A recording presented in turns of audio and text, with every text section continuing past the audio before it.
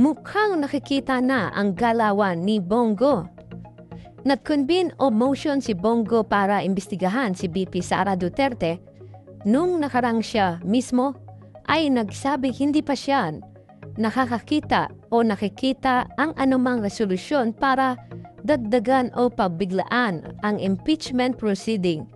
Ano ba ang motibo ni Bongo? Bakit siya nag-convene? Sa kabila na ang mga Duterte ang dahilan kung bakit siya ngayon ay nasa politika. Una, pagtuon sa ebidensya.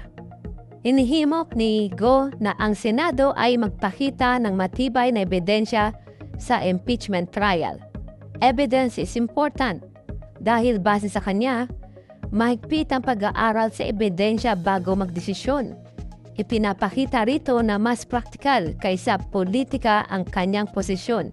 Gusto niyang matiyak na due process ang sinusunod.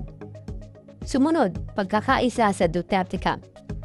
Taos-pusong sinusuporta niya ang pamilya Duterte kasama na si VP Sara at dating Pangulong Digong Duterte ayon sa Filipino Mirror. Nananawagan siya ng pagkakaisa sa mga senador na pro-Duterte candidates.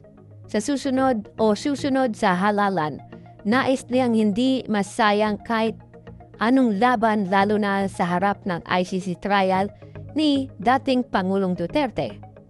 Ikatlo, nag-aambisyon siya na tumakbo bilang Vice President sa 2028 dahil sa pangunguna niya sa senatorial election nung nakaraang. Nag-aambisyon si Go na tumakbo sa mas mataas na posisyon. Kaya naninimbang si Bongo ngayong impeachment. Kung may matibay na ebidensya, posibleng pumabor si Bongo na ma-impeach si Sara Duterte para makuha ni Go ang tiwala ng mga makamarcos at kakamping na halos lahat ng Gen Z at Millennial ay naniniwala kay dating VP Leni Robredo. Ngunit posible ring hindi pumabor ang mga DDS, anak bang ni Bongo, lalo na't matatanggal si Sara Duterte at parang tinaraidor niya ang mga Duterte kung saan siya nagkaroon ng posisyon sa politika. May balak ba siyang tumakbo sa mas mataas na posisyon? Sa kasaysayan noong 2021, nag-file siya para sa presidential bid. Ngunit umatras kalaunan upang hindi makasalungat kina Sara Duterte o ang PDP Laban decision. Sa kabilang banda, nung survey noong 2025 ay nagpapakita na si Go ay kabilang sa ilan sa survey bilang potensyal sa vice presidential bid sa 2028, hindi para sa Pangulo na may rating na 36% kung halalan na yon. Sa VP slate, sumunod siya kay Senator-elect Bam Aquino. Ang paggalaw ni Bongo sa impeachment kay VP Sara ay nakabatay sa ayusan, ebidensya at pagpapalakas ng Duterte camp.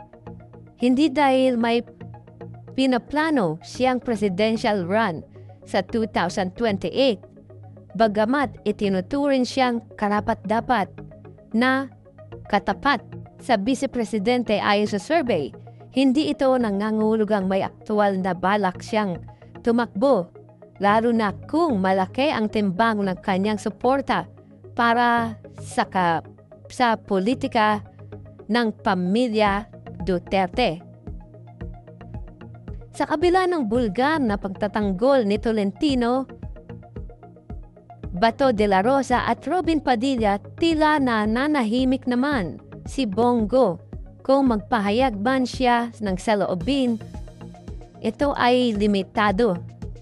Ayon sa ulat, plano pa lang ni de la Rosa ang dismissal resolution draft. Hindi pa buhat ito sa Senado. Wala ring nabanggit na ganon si Bongo. Maingat na pagtrato ni Bongo sa impeachment at nananawagan siya ng mas susing ebidensya kung kailangan. Ang Senado ay kikilos, hindi raw basta-basta papabor. kung wala itong basehan. Ngunit mainit din na minamananan ng mga DDS ang galaw ni Bongo dahil posibleng inaglag niya si Sara Duterte para sa mga plano niyang mas mataas na posisyon. Matatandaan natin na nagkainitan at nagkasagutan si Bongo at Baste Duterte sa pagbuwalang bahala ni Bongo noong nasa ICC na ang matandang Duterte at inakusahan ng mga anti-China ang pagiging pro-China ni Bongo sa usapin ng West Philippine Sea.